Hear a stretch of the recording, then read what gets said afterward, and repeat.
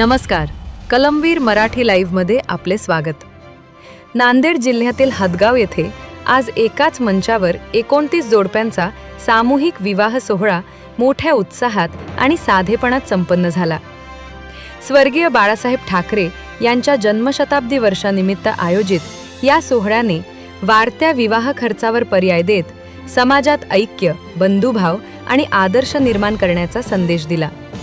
या कार्यक्रमाला उद्योगमंत्री उदयजी सामंत यांची प्रमुख उपस्थिती लाभली.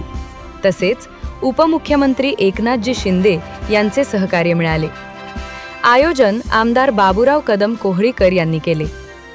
यावेळी आमदार हेमंत पाटील, आमदार संतोष बांगर, खासदार शिवाजीराव माने यांच्यासह अनेक मान्यवर उपस्थित होते.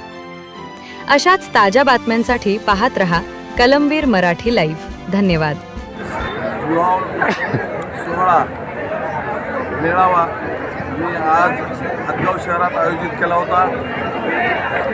आमचे आदरणीय नेते महाराष्ट्र राज्याचे उपमुख्यमंत्री एकनाथरावजी शिंदे साहेब यांच्या मार्गदर्शनाखाली आदरणीय आमचे आत्ताच ज्यांनी या विवाह सोहळ्याला शुभेच्छा देण्यासाठी आलेले महाराष्ट्र राज्याचे कॅबिनेट मंत्री उदयजी सामंत साहेब, त्याचबरोबर हेमंतराव पाटील, बांगर साहेब आणि सर्व संत महंत मंडळी आज या विवाह सोहळ्यामध्ये 29 जोडपे